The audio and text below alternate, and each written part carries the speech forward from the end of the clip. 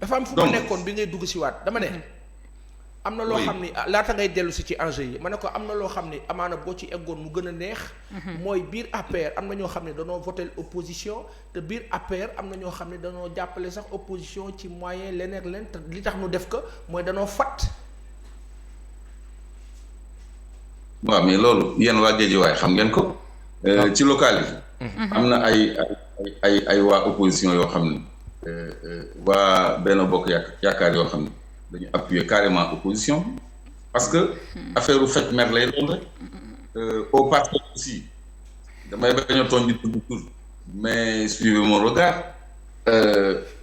quelqu'un comme Amadou Ba. oui. ñëpp nee nañu dafa joxe ay consignes de vote ak ay moyens mais loolu c'est une réalité. mais ay consignes de vote ci ban est-ce que Clédor est-ce que Amadou Ba. moom merewul Macky Sall ca mere yu jëkk ya bàyyi ko ca bàyyi yu jëkk ya ba pare di doxal ngor rek. mais xam nga nekkuñu Thiès mais ñu ngi quand même marché mu santé. waaw kay wàllu politique. parce que Macky day naxante. Amadou Ba il est aussi très fin. xam na ni bu wonee benn certain antagonisme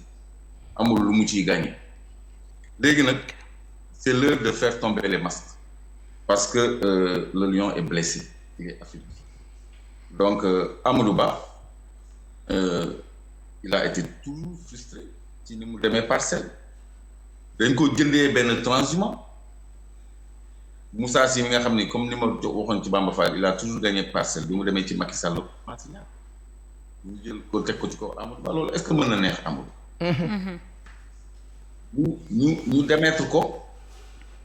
di ko proposer benn poste ministériel de moindre prestige que moom la mu yoroon ci finance mu gedd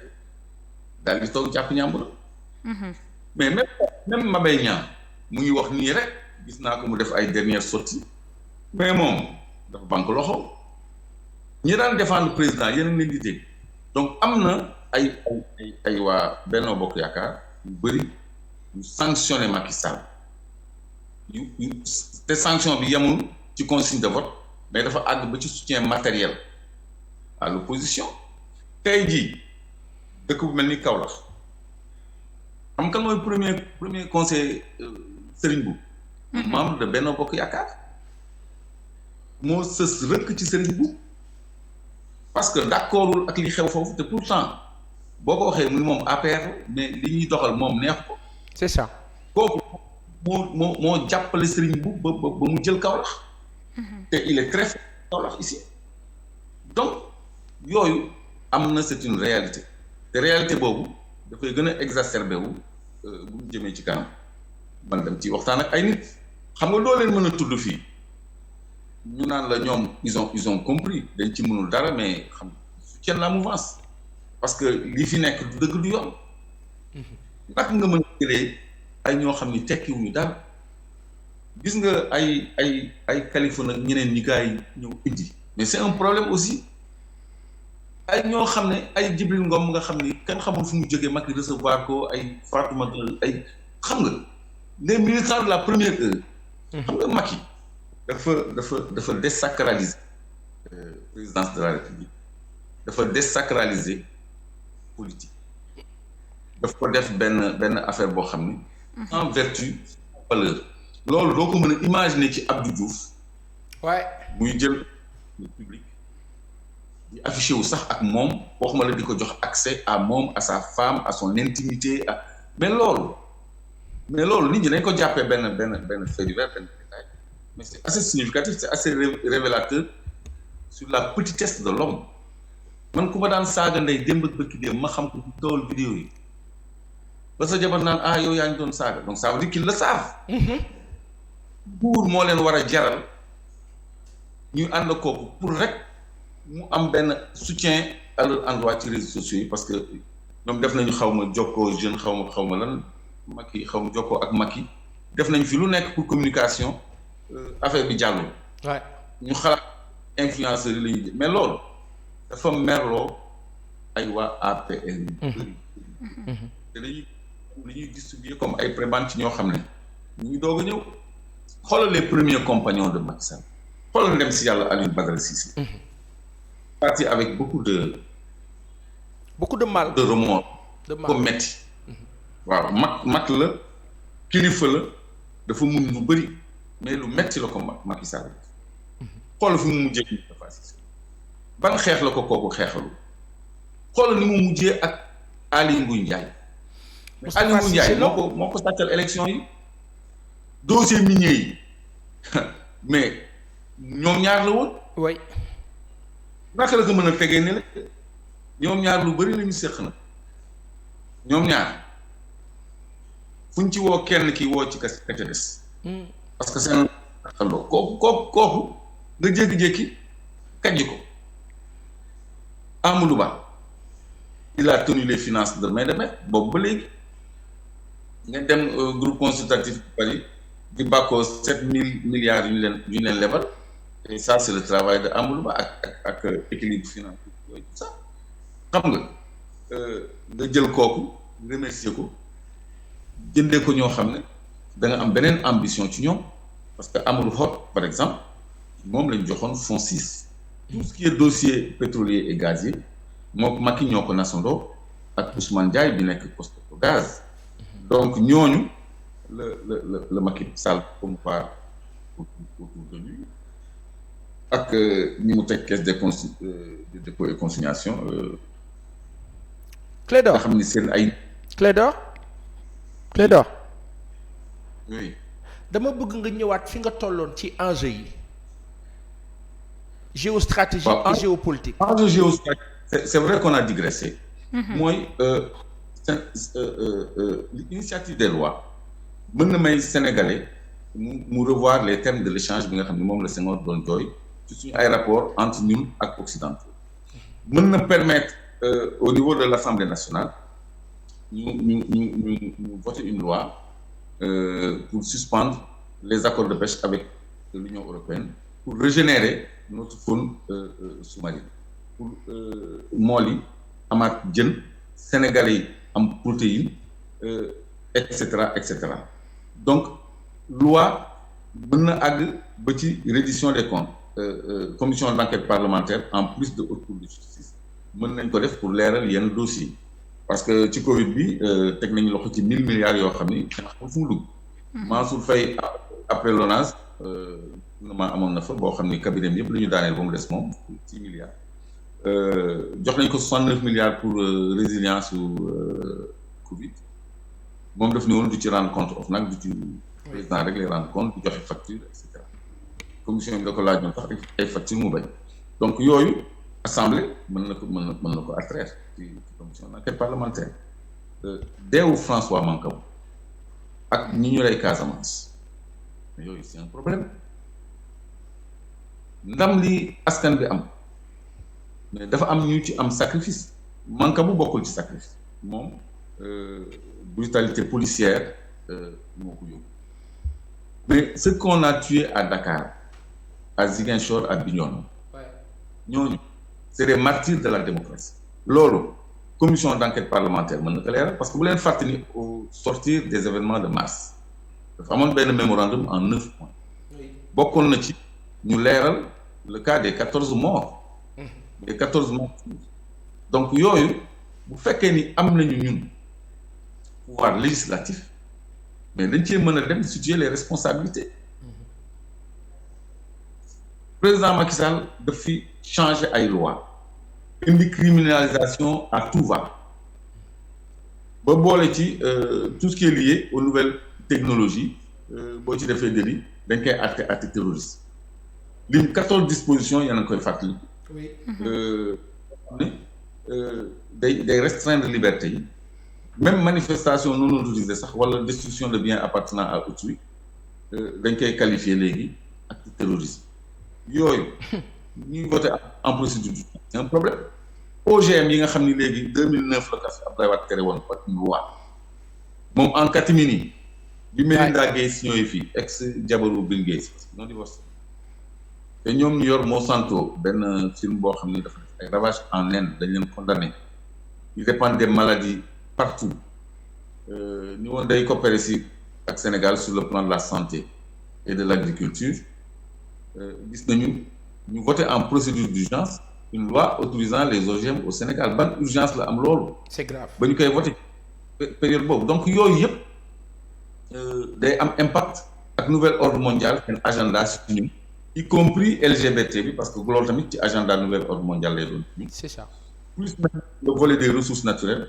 le volet de notre partenariat en matière de développement maa ngi évoqué tantôt accord de pêche donc code de la pêche ci boppam gis nga tous les codes ce sont les textes de référence qui sont le problème au Sénégal assemblée bu ñu xeeb liggéey tout peut être réglé par les textes. On a un excellent code des pêches mais il n'est pas appliqué, il n'est pas respecté léegi loolu dañ koy corser dans certaines de ces dispositions pour que la ressource halieutique soit débarquée au Sénégal comme Mauritanie ni ñu koy defee. c'est ça. Mauritanie moo fa napp yóbbu da ngay napp débarquer ci usines yooyu ñu traité ko ba noppi nga yóbbu mu am plus-value mais loolu c'est un texte. c'est ça. L'exonération pour les entreprises extractives les industries extractives Côte d'Ivoire supprimé na exonération boobu depuis 2010 dernière trouvaille pétrole bi am Côte d'Ivoire bloc bu ñu mujjee trouvé 50-50 avec la compagnie extractante ñun ñu ngi ci 10-90 ba léegi donc exonération yooyu boo ko lever rek c'est plusieurs milliers de milliards dans le budget. Clédor parce que xaalis bëri la donc. Clédor. oui. dafa am fu mu la bëgg a interpeller. Les 10% dont on parle. ak 90% total yi par exemple. on a vu que le camp du pouvoir ak seen ay spécialistes en pétrole ak gaz ñoom dañoo wax ne ñun comprendre ñu li noo wax en disant 10 à 90% qu'il s'agirait plutôt de 24 50 52 55 58% yoo xam ne Sénégal mu ngi ko see am est-ce que mën nga ma leeralal foofu réellement ndax 10% yi ñuy wax dëgg la wala ñoom ñoo am raison à disant 58%. waaw je vais requérir votre attention parce que ça va sembler un peu compliqué mais lu xel mën a jàpp la ñoom dañuy dox suñu kaw xel code minier code pétrolier dafa ne ñoom ñoo ko bind Sénégal 10% la am. mu ne Sénégal Sénégal 10% la am ci ressources minières yëpp muy pétrole muy gaz muy or muy lépp 10% la kooku dañ ko stabiliser même au niveau de l'UEMOA 10% la ñu am te 10% bi dañuy teggil tubaab bi taxes yi non seulement ñun 10% la ñu am mais taxes yi ñu waroon a jëriñoo sax duñ ko am am nañu en réalité sax moins de 10% mais dañu ne Sénégal am na droit acquérir 10% d'actifs supplémentaires Sénégal de am na droit acquérir 10% d'actifs supplémentaires loolu possibilité bu ñu am mais pourquoi ñu ñuy plafonner sax à 10% ñun mënu ça veut dire que ñun mënuñoo jënd plus de 10% donc ça veut dire 10 bi ñu déparé boobu dañu koy may nee nañu c'est gratuit te ñu ñëw moom la suuf de 10% yi c'est gratuit te loolu la ñuy bind tout le temps mais ba ñu bu ñuy jëndaat 10% la ñuy dem kooku c'est une disposition à déverrouiller léegi foofu ñoom la ñuy waxee 20% boo xoolee Fortesa dans le bloc de Gadiaga mooy gaz pétrole par exemple l'État a exercé ce droit foofu état am na fa 20%. léegi pourquoi ñoom ñuy wax ay 52% 65% dafa am benn xam nga CRPP la ñu signé contrat de recherche et de partage de production dafa am benn tableau de partage benn grille de partage de production. Attendez. Attendez un instant. Dis-moi. D'accord. Oui. toll nañ fu yéeme na bu koor toll nañ fu yéeme sax fu yéeme lañ toll mais lan moo tax nguuru Sénégal dinu def lii dinu teg xel oui Clédor bii un contrat pétrolier xama ndax yéen a ngi koy gis Total ak État du Sénégal oui oui léegi li ñuy wax partage de production su fekkee ni gis pétrole par exemple dafa am benn tableau de partage de production dafa am lu ñuy tuddee production totale mooy par exemple pour faire rond bu fekkee ni 100 000 barils par jour production totale bi di 100 000 barils dafa am lu ñu tuddee recouvrement des coûts pétroliers ñoom ci seen langage ñu wax cost oil am lu ñuy wax profit oil mooy production restante léegi production totale mooy 100 000 barils jour exemple laa joxe pour 100 000 barils jour pour que ñëpp comprendre 100 000 barils jour mooy production totale léegi ci contrat bi dañu ne au titre des recouvrements des coûts pétroliers la compagnie contractante prend 75% de la production totale commerciale maanaam 100 000 barils yi bu génnee total day teq 75 000 barils yi au titre du remboursement de ces coûts pétroliers kon ñaata mooy des 25 000 maanaam 25%. 25% yooyu Sénégal am na ci 10% maanaam 10 000 barils kon Sénégal am na 10 000 barils la tubaab bi am na 75 000 barils la mu des ñaata 15 000. loolu la ñu tuddee 15 000 barils yooyu la ñu tuddee production restante wala profit oil. À préciser que 75% yi ñu teq du fay impôt c'est non imposable en plus léegi bu ñu indee 15 000 barils yi des dañ koy séddoo loolu mooy le partage de production voici le tableau de partage de production que je vais vous lire. oui ngeen xam. léegi sur attends je vais mettre un peu de lumière parce que sama bët j'ai pas de lumière. baal leen ma rek c'est important que vous compreniez. oui léegi. Sur la production restante maanaam sur les 15 000 barils restants dañu ni de 50 000 à 100 000 barils ci 15 000 yooyu Sénégal dinañ ko ci dolli 27%. ñoom malhonnêtement ils disent 10% de 100% plus 27% de 15 000 barils maanaam 27% de 15 000 barils c'est pas 27% de 100 000 barils. 27% de 100 000 barils c'est 27 000 barils. Alors qu'il est question de se partager 15 000 barils restants. Donc, si nous avons 27%, c'est rien du tout. Léegi de 101 barils à 150 000 barils, on a 30% de supplémentaires. Léegi au meilleur des cas, au-delà de 200 000 barils, on a 50%. Léegi 50% bi ñoom la ñuy jël total ko ak suñu 10% bëri ñu mën nañu am ba 60%. wala ñu jël 30% bi boole ko 10% bi naan 40% c'est de la malhonnêteté moo tax il faut que ñu familiariser nit ñi ak textes yi ak contrats miniers yi parce que ñoom lépp lañu bind donc dafa leer te lii ma leen di wol ni c'est pas une photocopie hein. oui c'est un contrat authentique. signature Macky Sall ngi nii tampon bu xonq la du photocopie de gis ngeen ni mu xonqee nii. oui on le voit. ñi ko gis nañ ko bu baax. yéen a ngi gis nañ ko bu baax. voilà donc lii man su may wax kenn du wax parce que dama koy teg ci dara. mais donc mais Clédor. li ñuy wax. Clédor a expliqué ce que je viens de dire là. Clédor moo tax ñoom dañuy ñëw wax n'importe quoi. Clédor. oui. j'en rigole un peu.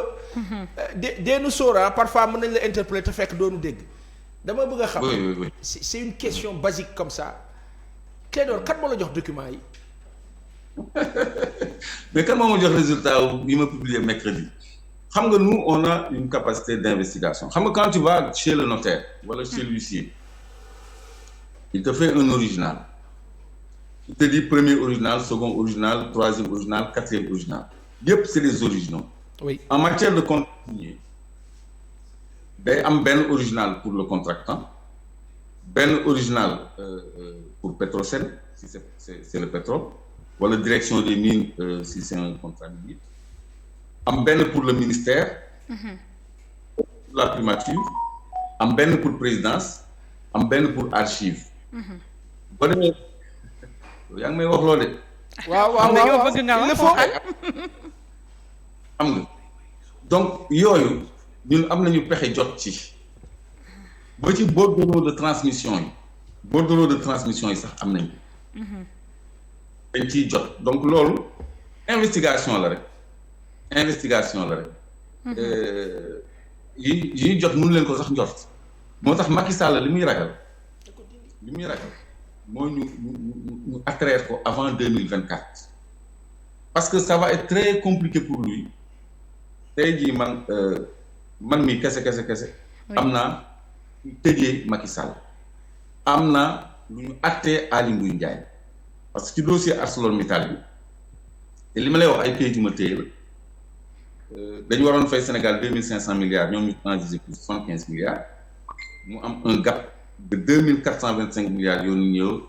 waroon nekk xaalis Sénégal bi ni baal nañ ko indien yi mais ci accord de transaction bi kii moo ko waroon signé agent judiciaire de l'État bi démissionné ñu remplacé ko par Antoine Félix Diome mu nekk agent judiciaire de l'État mais Antoine Félix magistrat la signé wu ko de kan moo ko signé Aly Ngouille Ndiaye je détiens le contrat de transaction Aly Ngouille Ndiaye moo ko signé te amul qualité pour signer kooku bu ñu ko woowee dañ koy tëj ci loolu amul ci qualité pour signer ko kooku muy benn ci contrat de transaction bi Arcelor dafa ne 2 jours après la signature lay verser xaalis 2 jours après la signature lay verser xaalis c'est écrit daf ma sore mais mu ngi fi damay bañ a dagg émission bi contrat de transaction bi mu ngi fi 2 jours après lañ wax dañuy jox xaalis bi coow li jógee dañ ko lijjanti en 3 lois de finances rectificatives différentes en 3 années différentes lañ ko fay par 25 milliards 45 milliards et cetera ba noppi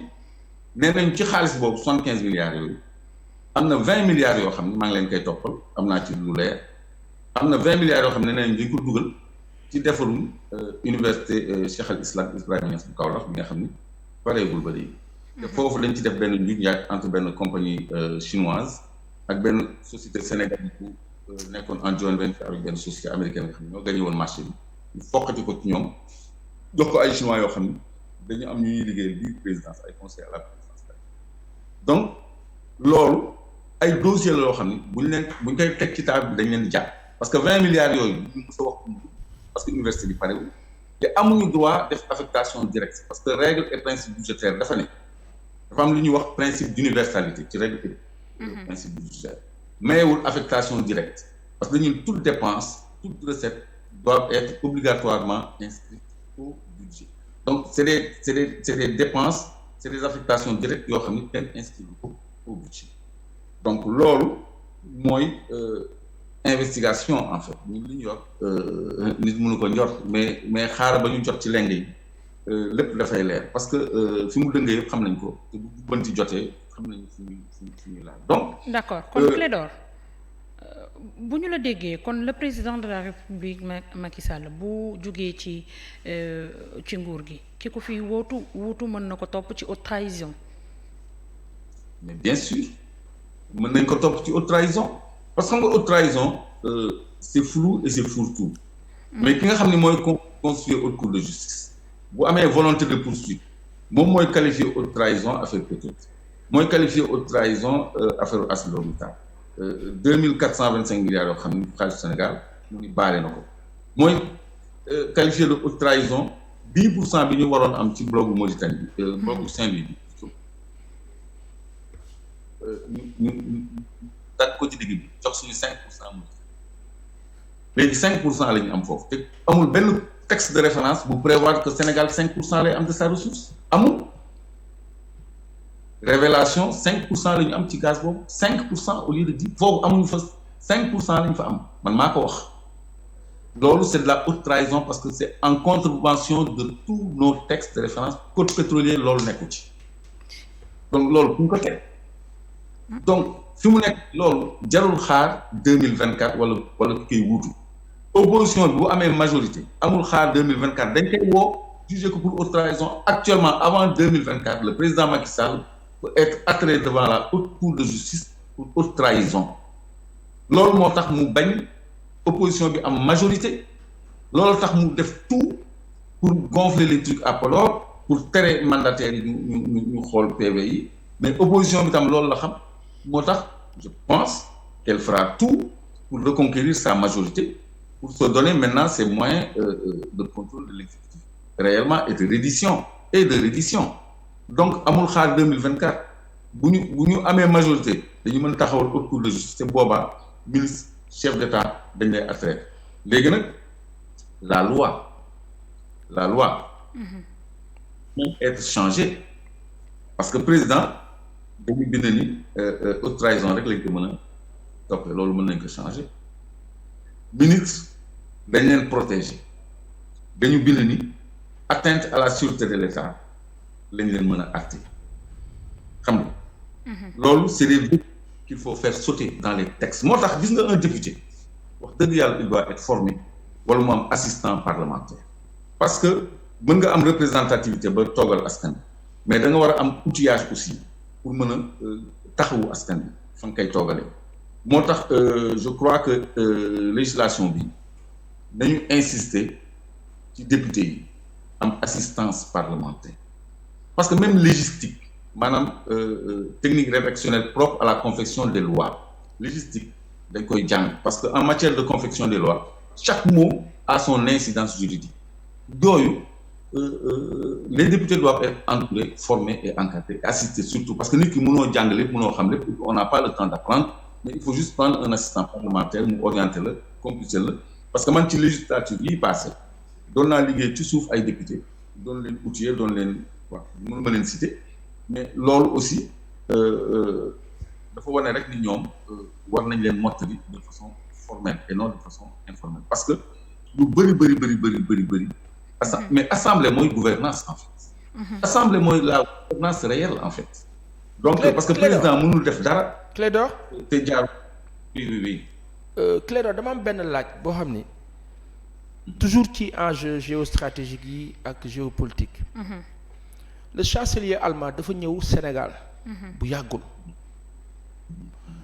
Ousmane Sonko ne Sénégal 3e puissance gazière mondiale la ca Ndar ñenn ñi weddi am na ay kilifa ay journalistes ne loolu amul Sénégal bokkul sax ci 10 pays gaziers yi nga xam ni ñoom la ñu retenir ñoo gën a am gaz ci àdduna bi am ku ma ne mais laajal ma kilifa yi ak boroom xam-xam yi lan moo tax Olaf Scholz ñëw Sénégal daar demaat ci diggante bi nga xam ni Russie mu ngi tàmbale xeex la Russie qui parle d'opération militaire en Ukraine pendant que l'Occident parle de guerre en Ukraine lan moo tax kilifa yi fëx jëm Sénégal bu fekkee ne Sénégal nekkul puissance gazière à un certain niveau sachant que Macron wax na Joe Biden ne ko ci délai wu 6 mois moment bi ñuy def ci G7 ba li nga xam ni moo fi nar a am ci problème mu gaz ak pétrole ak ressources minières sachant que l'hiver mu ngay jege si daanaka moo la loolu yow nan ngay jàngatee ñëw Olaf Scholz fii ci Sénégal. bon ñëw Olaf Scholz ñëw jaaxle la parce que Allemagne dafa dépendre ci gaz comme yeneen partie Europe yëpp ci Russie ci lu bëri te loolu yàgg naa ko développer samay ay communication alors léegi ñëwam bi c'est juste pour sauver l'Allemagne parce que gaz bi Allemagne dafa nekk dëkk boo xam ni dafa bëri ay écologistes ñoom dañu kaasoon pour nucléaire ñu bannir ko charbon ñu bannir ko léegi Allemagne nekk ci transition énergétique opté pour le gaz boobu en dehors des foyers parce que foyer yi mooy li ci gën a tuuti gaz boobu mooy tourner loo toutes les industries allemandes te Allemagne c'est le premier pays industriel de l'Europe tu te rends compte industrie boo xam ne li koy tourner dafa am gàllankoor te Poutine ci couper robinet yi la jëm wàññi na livraison pour faire renchérir les prix léegi seen coût de production c'est insupportable produits manufacturés yi ñëw cher plus maintenant les foyers nga xam ne ak hiver bi nga xam ne mu ngi ñëw c'est un gros problème pour les Européens et encore beaucoup plus pour l'Allemagne. Olaf Scholz am nañ commission bu ko fi jiitu woon am na commission bu Angela von der Leyen jiite woon bu ñëwoon fii mois de février mais dafa ànd ak la présidente madame Smith de la commission chargée de l'énergie au sein de l'Union européenne. Oui. Von der Leyen bi mu ñëwee fii dafa bàyyi femme boobu 5 jours muy liggéey ak Sophie Gladima après ci la Olaf Scholz ñëw. donc yooyu aussi am nañ ci ay traçabilité. léegi Olaf Scholz moom approvisionnement wu Allemagne ak Europe moo ko fi indi gaz moo ko fi indi ñëwul ci gerte ñëwul ci phosphate ñëwul par amitié ci contexte yi mu ñëwee loolu moo ko fi indi après ci la ñu woo Macky Sall mu dem sommet G7 pour jox ay garantie Union européenne le gaz sénégalais parce que comme c'est vrai que am na polémique ci potentiel du Sénégal maa ngi ciy ñëw mais ci question bi laa lay tontu ba pare. oui. parce que fi mu nekk nii. ci transition énergétique le monde bi nii. on est à l'ère des énergies propres te gaz daf ci stratégique trop te li nekk fii bu ci Russie tegee loxo européens yi dañuy gën a dee gis nañu Mali léegi seen ressources minières yëpp changé nañu de partenariat dàq nañu France seen langue sax léegi dàq nañ ko seen culture tëju nañu carrément isolé nañu France ñu ngi liggéey ak Russie et les Russes ils n'ont besoin que de 43% de nos ressources ils te donnent les 57%. loolu déjà c'est un acquis ba noppi ils te garantissent en matière de sécurité ba noppi dañ lay créer ay industries par exemple ci lithium aussi c'est bénéfique moom moo nekk seen batterie téléphonique portable mooy tax ngeen mën a réserver du courant dans votre téléphone. pendant day dem ci batterie oto yeeg batterie yeneen yeeg yooyu Mali dafa découvrir lithium mais ñu ngi koy implanter pour 160 milliards benn unité dafa lithium pour transformer lithium bi mais bu doon France du la mës a développer benn industrie pour transformer sa benn matière première. oui France lan lañu fi exploiter lan lañu fi transformer fi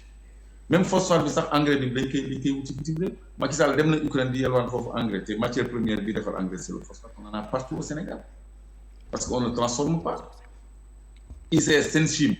dañ ko rey Senchim doon na defar engrais mais dañ ko rey ça n'arrange pas les tubaab xam nga donc loolu c'est des problèmes à poser donc Olaf Scholz ak Union européenne dañu teg bët ci gaz du Sénégal loolu moo lay renseigner ci ampleur ak réalité ampleur du gaz du Sénégal léegi sur le plan des réserves c'est vrai que président Ousmane Sonko def ni on est troisième parce que Russie ñooy premier Iran ñooy deuxième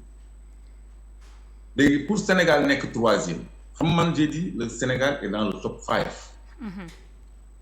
des pays gaziers léegi réserve ak production il faut ñu différencier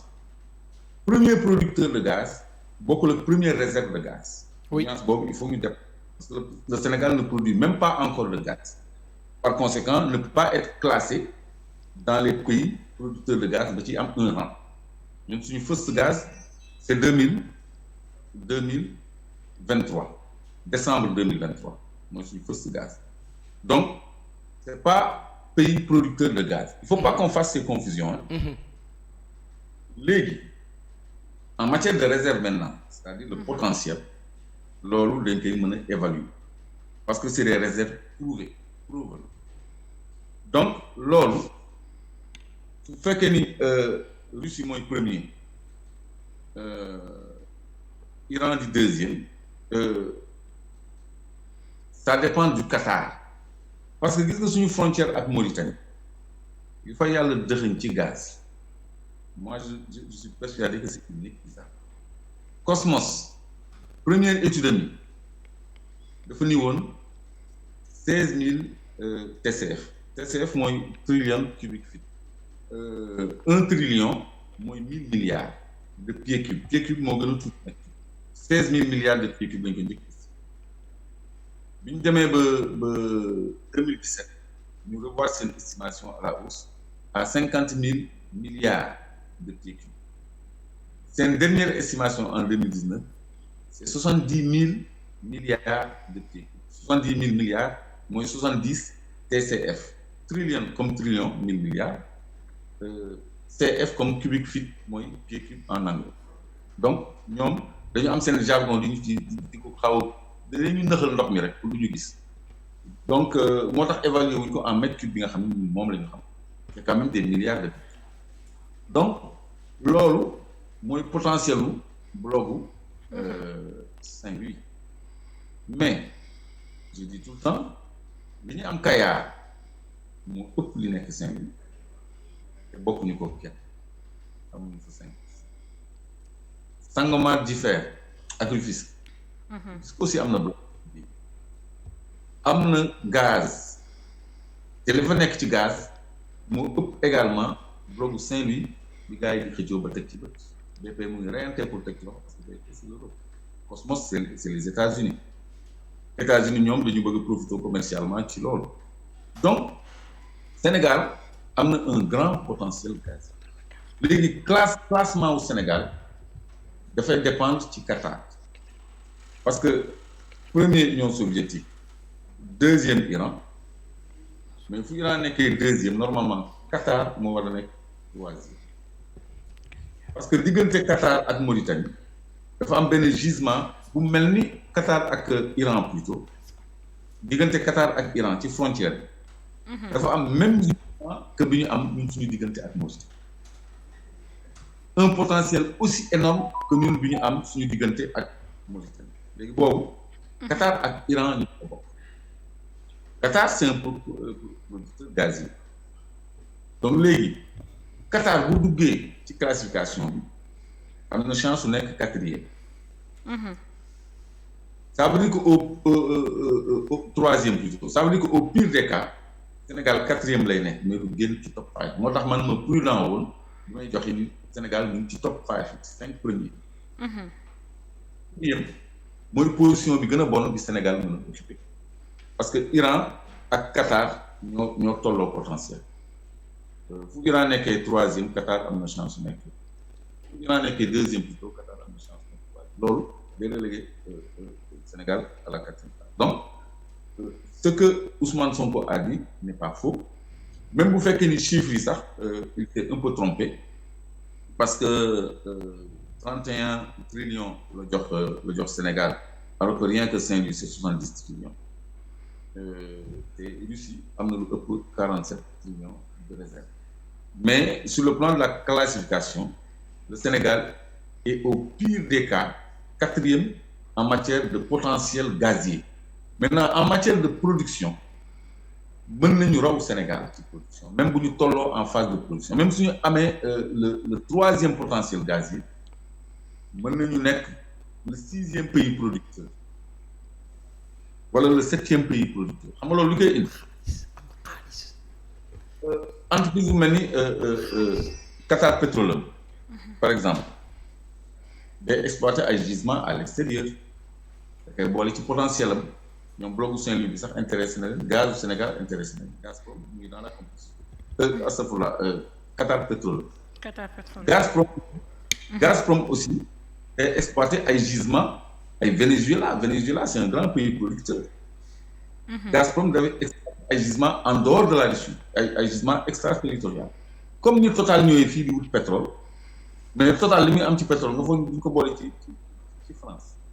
ci statistique gu France lay bokk te pourtant pétrole bi fii la jógee donc loolu rek moo ñu mën a relégué ñu tolloo en phase de production ci gannaaw yenn dëkk yi nga xam ne ñoo tolloo potentiel parce que ñun